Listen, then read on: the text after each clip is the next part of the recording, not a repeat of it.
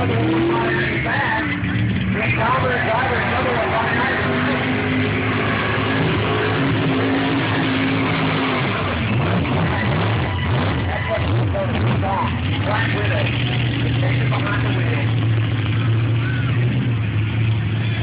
they get this thing hooked up, man, they chase Austin. Again, it is, but this is the truck that's always fun to watch.